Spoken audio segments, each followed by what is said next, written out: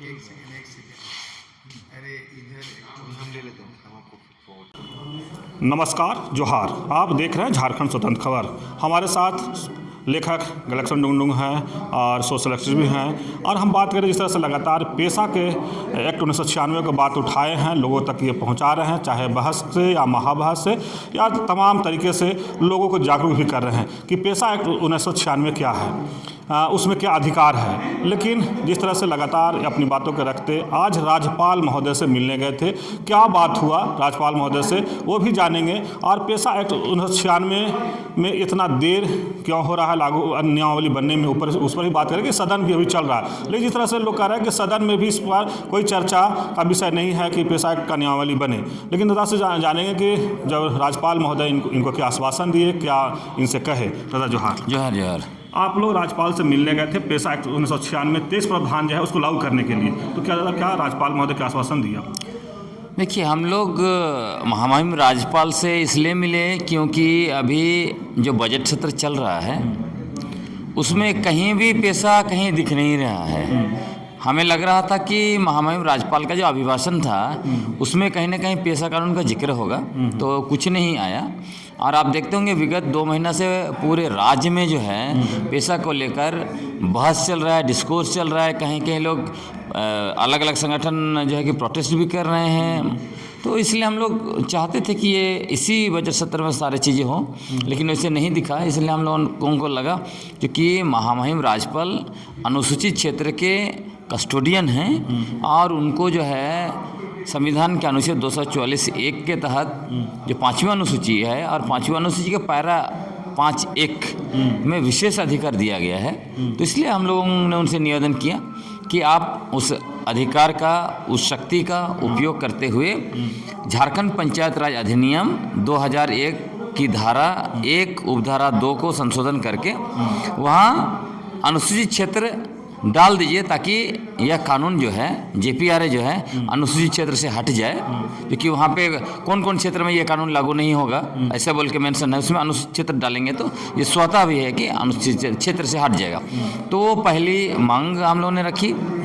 दूसरी मांग हमारी यह थी, चूँकि जो झारखंड सरकार के पंचायत राज विभाग प्रस्तावित पेशा नियमावली बनाया है वो पेशा कानून के 23 प्रावधानों के अनुरूप नहीं है।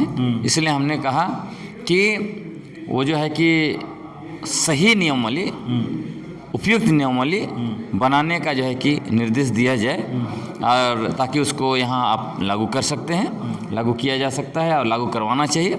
लेकिन दादा आपका तीसरा मांग ये था कि पेशा कानून 1996 के 23 प्रावधानों को उपयुक्त नियमावली के द्वारा जब तक लागू नहीं किया जाता है तब तक अनुसूचित क्षेत्रों में यहाँ जो खासकर बालू घाटों की नीलामी है, खनिज का लीज आवंटन, भूमि अधिग्रहण, कंपनियों के साथ MOU, आदिवासी जमीन की खरीद बिक्री, विदेशी देसी शराब की बिक्री, और उसका जो नया पॉलिसी लागू करेंगे वो, और भारतीय जमीन का सर्वे ना कराया जाए, उस पर रोक लगाई जाए। क्योंकि ये सारे ग्राम सभा के अधिकार है। जब तक ग्राम सभा की अनुमति नहीं होगा तब तक ये काम क्यों किया जाए। अगर ये चालू है काम, इसका मतलब आप कहीं ना कहीं ग्राम सभाओं के अधिकारों को असंवैधानिक तरीके से, गैर कानूनी तरीके से छीन रहे हैं। इसलिए इस पर हमने मांग किया।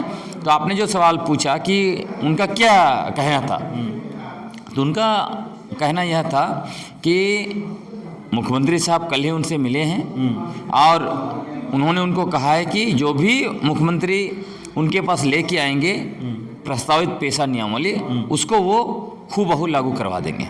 इसलिए उन्होंने कहा कि आप मुख्यमंत्री से मिल लिए, आप और जो भी संशोधन आप लोग चाहते हैं उन वहाँ जो है कि सजेशन दीजिए। उसके अलावा वे उन्होंने यह भी कहा कि जो स्मारक पत्र हम लोगों ने उनको सुपुर्द किया और उसके साथ साथ कई दस्तावेज दिए हैं, वो सारे दस्तावेज को वो माननीय मुख्यमंत्री के पास भिजवा देंगे, ताकि वो उसको देख के उचित नियमावली, सटीक नियमावली, उपयुक्त नियमावली पेशा कानून का बनवाकर उसको लागू करेंगे। और उनको स्पष्ट कह रहा था कि आप लोगों ने उनको मतलब इस बार इंडिया गठबंधन की सरकार को 28 रिजर्व सीट में से 27 में जितवाया है और एक तरह से 28 ही है उनके पास, है ना। हाँ, 28 का नहीं, मतलब कल्पना सोरेन जी को भी जोड़ेंगे उसमें, तो उनके पास 28 के 28 विधायक हैं और 2 एक्स्ट्रा हुए वो बीजेपी के पास है। तो उनका कहना था कि आपने सारे आदिवासियों ने 28 सीट में उनको जितवाया है, तो उनकी तो बातें वो सुनी जानी चाहिए।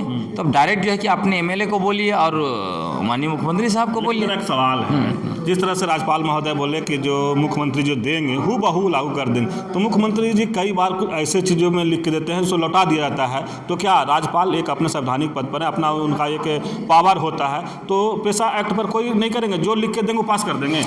वही हम लोग इसीलिए गए थे, हम लोगों ने उनको याद भी दिलाया। यहाँ तक मैंने कहा कि महामहिम गवर्नर महाराष्ट्र के वो 5वीं अनुसूची पैरा 5(1) का उपयोग करते हुए उन्होंने महाराष्ट्र रेवेन्यू लैंड कोड को संशोधन किया एक नोटिफिकेशन के द्वारा, और ये जो डिप्यूटी कमिश्नर था, कमिश्नर का अधिकार छीन के जो है कि ग्राम सभा को दिया।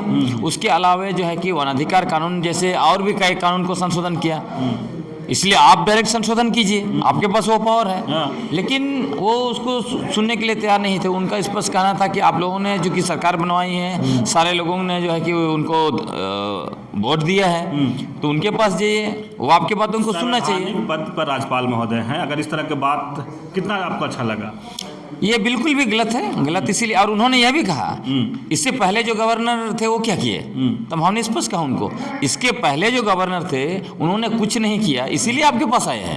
और आप जो है कि 5th शेड्यूल के कस्टोडियन हैं। हाँ, और सरकार का अधिकृत क्षेत्र इधर है ही नहीं है। मुख्यमंत्री सहित जो मंत्री परिषद है उसका अधिकार क्षेत्र नहीं है। और हमने जो चीफ सेक्रेटरी झारखंड के 22 जुलाई 2022 को झारखंड हाईकोर्ट में जो एफिडेविट सबमिट किया है, वो भी कागज उनको पेपर उनको हम लोगों ने सबमिट किया है, वो दिया है। उसके अलावा जो 4 सितंबर 2015 को झारखंड विधानसभा के जॉइंट सेक्रेटरी ने जो पत्र लिखा था सचिव पंचायत विभाग को, जिसमें उन्होंने जेपीआरए की संवैधानिकता पर सवाल उठाया था, वो पत्र भी उनको सब सुपुर्द किया है। और हम लोगों ने कहा कि झारखंड के अनुसूचित क्षेत्रों में जेपीआरए असंवैधानिक रूप से लागू किया गया है, और वहाँ अनुच्छेद 243M 244(1) और 254 का हनन हुआ है। ये सारी बातों को सुनने के बाद उन्होंने कहा कि मैं जो कि 30 साल तक मैं लोकसभा में था, मुझे ये सारी चीज़ें पता है, महाराष्ट्र के गवर्नर क्या किया वो भी पता है। उसके बावजूद वो कह रहे हैं कि आप सीएम के पास जाइए, चूँकि आप लोगों ने उनको वोट दिया है। तो ये अजीब सा लगा कि एक मतलब अनुसूचित क्षेत्र के जो मालिक जिनको बनाए गए हैं, यहाँ तक राष्ट्रपति से ज़्यादा पावर जो है कि महामहिम गवर्नर को दिया गया है। इसलिए मैं कह रहा हूँ कि आप सोचिए कि लोकसभा राज्यसभा दोनों से पारित होने के बाद महामहिम राष्ट्रपति उस पर हस्ताक्षर करेंगे, उसके बाद जो कानून बनेगा उसको भी 5वीं अनुसूची पैरा 5(1) का उपयोग करते हुए वो सिर्फ एक पब्लिक नोटिफिकेशन से उसको रद्द कर सकते हैं, पूर्ण रूप से या आंशिक रूप से संशोधन कर सकते हैं, कुछ भी कर सकते हो, इतना पावर है। अब वो व्यक्ति अगर ऐसे कहे कि आप जो है कि जिनको वोट दिए उनके पास जाइए वही सुनेंगे, तो ये तो दुर्भाग्य की बात है। ऐसे ये स्पष्ट दिखाई पड़ता है कि आज तक झारखंड के जितने भी महामहिम राज्यपाल रहे हैं वो सेंट्रल गवर्नमेंट के सिर्फ एजेंट प्रतीत होते हैं। और दूसरा ये भी दिखाई पड़ता है क्योंकि बीजेपी की यहाँ सरकार नहीं बनी, बीजेपी को वोट नहीं मिला, इसीलिए उनका इस तरह से दर्द दिखाई पड़ता है। वो तो यह दुर्भाग्य है। दादा जिस तरह से बोल रहे हैं तो बीजेपी के राज्यपाल हैं जो उनको दर्द हो रहा है? जिस तरह से उन्होंने कहा, फिर उनके जो पीएस थे उन्होंने भी उसी स्टाइल में कहा था कि जब बेसरा साहब ने आवाज़ उठाया कि यहाँ पे जो है इवेंट टीएसी जो है कि असंवैधानिक रूप से चल रहा है, उस पर आप क्यों नहीं कार्रवाई करते हैं, तो उनके पीएस भी बोल रहे थे आप लोग कोर्ट क्यों नहीं चले जाते हैं, आप लोग आवाज़ें क्यों नहीं उठाते हैं। आप समझ लीजिए जो सिर्फ एक पब्लिक नोटिफिकेशन से विधानसभा के द्वारा बनाए गए कानून या संसद के द्वारा बनाए गए कानून को निरस्त कर सकते हैं,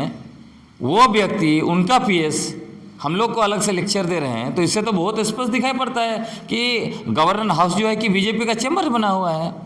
लेकिन दादा एक बड़ी बात और है, दर्शकों को भी जानना चाहिए कि जिस तरह से लगातार आप लोग पेशा के बात कर रहे हैं, आप पहला बार ये भी बता दें कि पहला बार 24 दिसंबर से पहला रात 23 तारीख को शाम को आप ही बताए थे कि पेशा दिवस मनाया जा रहा है, लेकिन जब वहाँ से लोग इसको लिए कि हाँ पेशा दिवस मनाया जा रहा है, पेशा है क्या, लोग बहुत उसके बाद ही लोग जाने भी। लेकिन अब जो राज्यपाल महोदय से आदिवासियों के मालिक तो नहीं कहेंगे, लेकिन अनुसूचित जनजाति क्षेत्रों का जो मालिक होते हैं वो राज्यपाल होते हैं। राज्यपाल के पास जब मिलने गए तो अगर इस तरह की बातों को अगर सुनने को और समझने को आपको मिल रहा है तो क्या लगता है कि अब आपको किधर जाना चाहिए?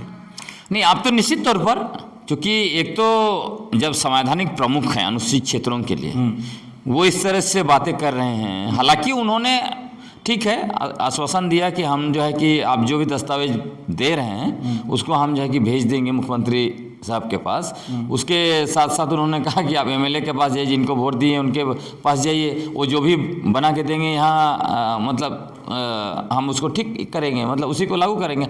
हालांकि उसके बाद उन्होंने ये भी कहा, 1932 का भी भेजा हुआ है यहाँ पर। उन्होंने ये भी कहा कि वो जब बना के आएंगे मेरे पास उसके बाद फिर आप लोग मेरे से मिल सकते हैं, ये बात भी उन्होंने कहा है। तो देखिए जो भी हो हम लोग जरूर उनसे मिलेंगे, फिर से मिलेंगे, और जहाँ जहाँ अटका रहे हैं। लेकिन एक दर्द तो बहुत ये झलकता है कि बीजेपी की सरकार यहाँ नहीं बनी है, उसका कहीं ना कहीं उनके अंदर दर्द है। लेकिन ये मुझे लगता है कि संवैधानिक पद पर बैठे हुए व्यक्ति को संविधान के अनुरूप काम करना चाहिए, और देश के लिए दुर्भाग्य है। और यही बात जो संविधान के निर्माता डॉक्टर भीमराव अंबेडकर ने कहा था, जब उनको पूछा गया था संविधान आपने बना दिया लेकिन क्या ये सब कुछ ठीक हो जाएगा, तो उन्होंने यही कहा संविधान को लागू करने वाले अगर सही होंगे तो सब कुछ ठीक होगा, और उसको लागू करने वाले गलत होंगे तब सब कुछ गलत होगा। और यह बात साबित हो रही है। मतलब संविधान को लागू करने के लिए जो लोग संवैधानिक पद पर बैठे हैं वो संविधान को लागू करना नहीं चाहते हैं, अपने संवैधानिक कर्तव्यों का पालन